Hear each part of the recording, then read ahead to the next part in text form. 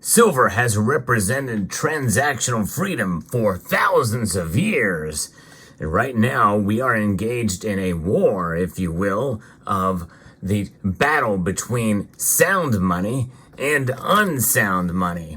And we're going to talk about that fight for freedom in this video as we explore.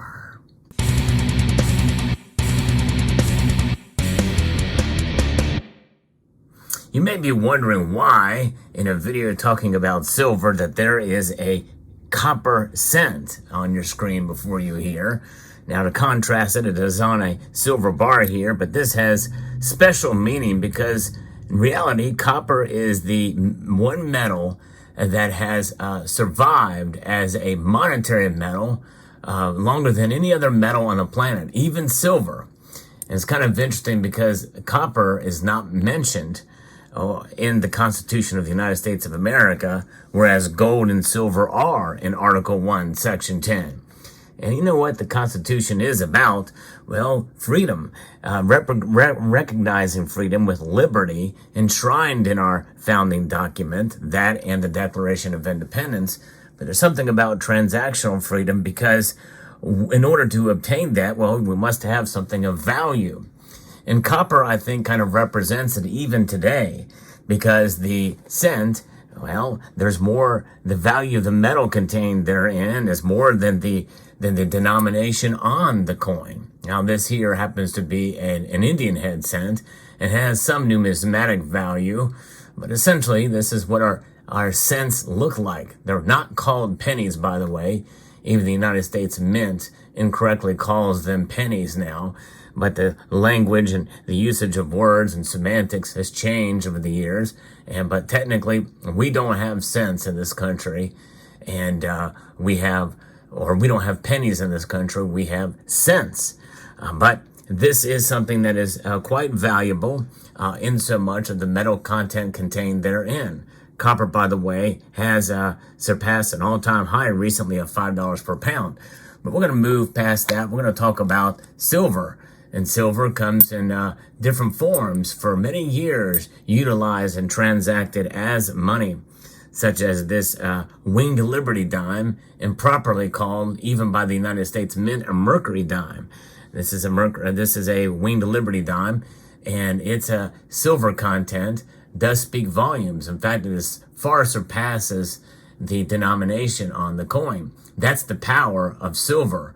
That's the freedom that we have in silver. Freedom is not free, by the way. In fact, if you were to buy one of these coins, well, you're going to pay upwards of probably $2.50 for one of these coins. But there's special meaning to this as well, too. Now, again, going back to copper, you have a nickel here. And, of course, a nickel certainly has some nickel in it, but it's 75% copper. And this is a buffalo nickel here in front of you. But, you have other coins here. You have the quarter. And, quarters are quite special because one of these essentially could have bought you a gallon of gas in about 1960. And now, for the value of the silver contained in this quarter, you could buy about a gallon of gas. That's just one example of the power of the freedom of what silver represents for transactions. Even though silver does not circulate in our coinage anymore, it certainly is something that is quite valuable and recognized by its value with the price given today. You can only suppress it so much because sooner or later, well, you're going to see that silver is a metal that, the fight for freedom is something that is a continual thing on our part. How can we have freedom with silver? Well, it's by accumulating it and holding it through price fluctuations. And that is the overall message here that we have with silver. We have the freedom to buy it, but it does cost us something. And speaking of cost and freedom, well, today is a very special day. Today, it is Memorial Day. I'm trying to refrain from wishing you a happy Memorial Day.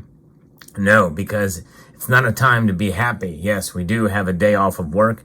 We can spend time with our family. but it should be a somber day of remembrance for those who have fallen on our behalf on this day in the country, in the United States of America. Other nations have their days as well that are remember in memory of those who have fallen in battle. And when you think about it, they fight for the freedom that we have enshrined in our Constitution. And part of that, I think, is Article 1, Section 10 that recognize silver and gold as money. Of course, what I'm showing you here are all the different denominations that have been transacted throughout the history, most of the history of the United States of America. It's only until fairly recently that all of these metals have been stripped out, save for copper.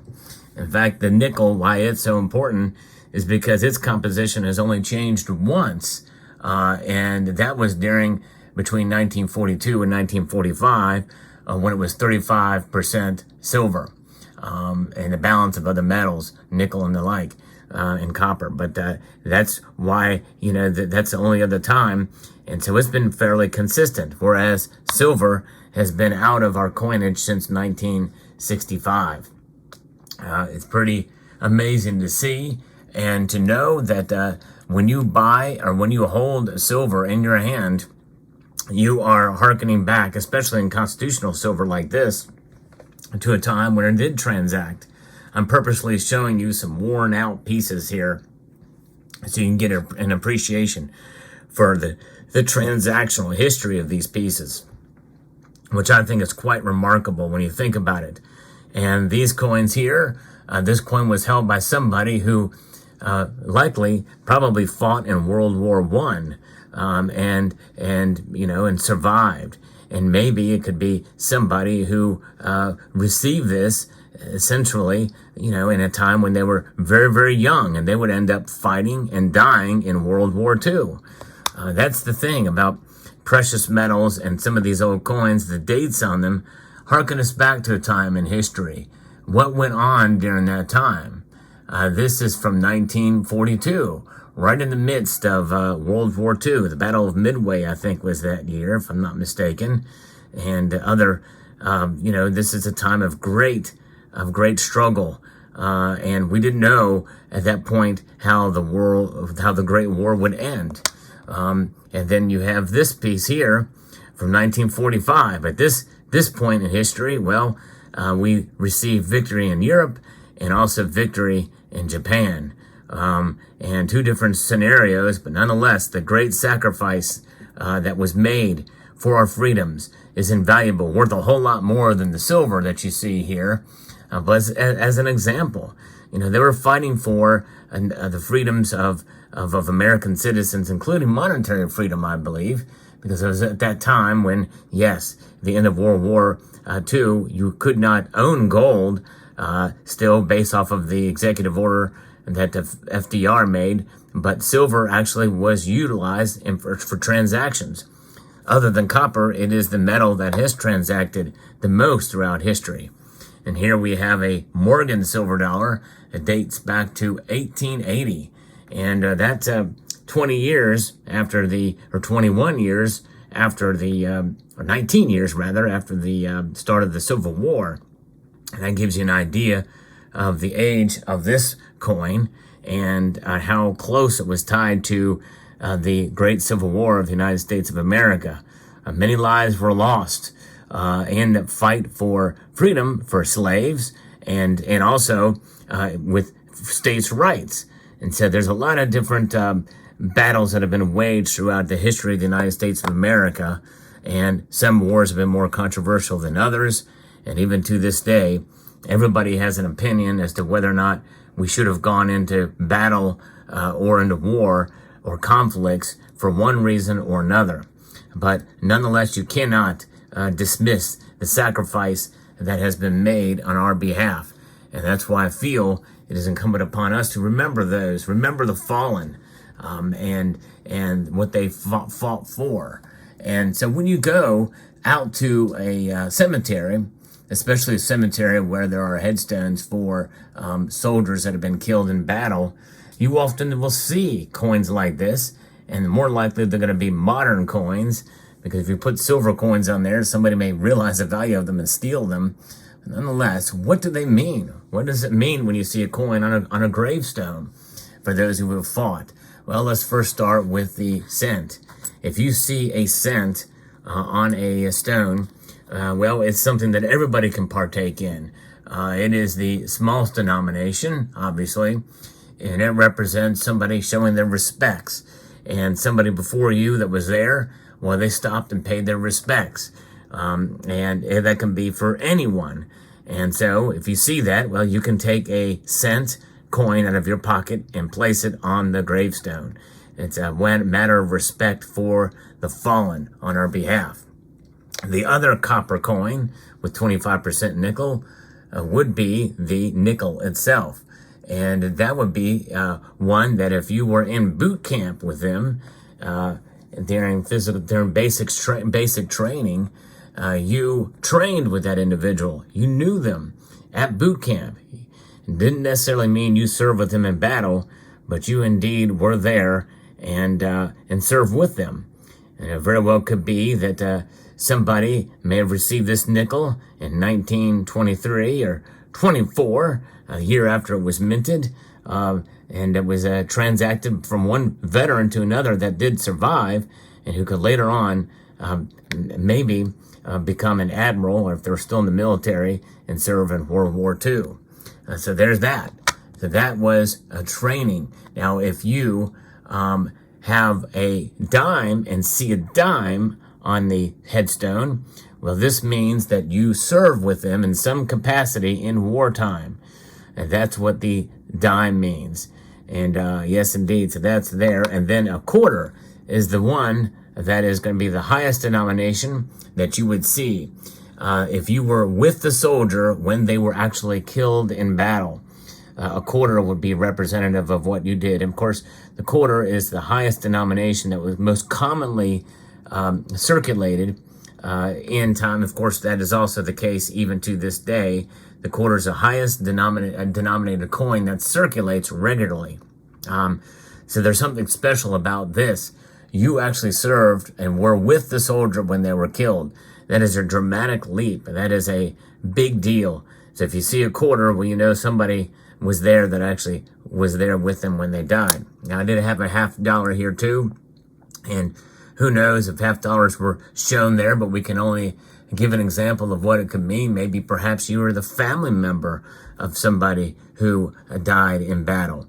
Maybe a husband or a wife or a father, a mother, a brother, a sister, or a son or a daughter. Very close family member very well could have been the case if you were there. And who knows, maybe a silver dollar could be an example of somebody who maybe perhaps trained the soldier or was the general that served under them, or that was the general that served over them that died, or who knows. It's anybody could probably say that could be one of the other things. In fact, one may make the argument that that the silver dollar is the highest form of respect, and maybe it would be for I don't know, some other soldier who may have been killed or may have served, were with the soldier when they died, and they themselves got wounded along with the death of the soldier. So you can speculate, but nonetheless, there it is. But the whole idea here is to understand and recognize that freedom is not free, and transactional freedom also takes some sacrifice. There's a fight for it right now in many state legislatures across the land here in the United States. And it's good to see that that is something that is being looked at, to be able to have transactional freedom once again with silver and gold. And of course, we can use copper as a good argument to make that happen. So there you have it. Let me know what your thoughts are in the comment section down below. Hope you found this video informative, insightful, and educational. And have a blessed Memorial Day as we remember the fallen.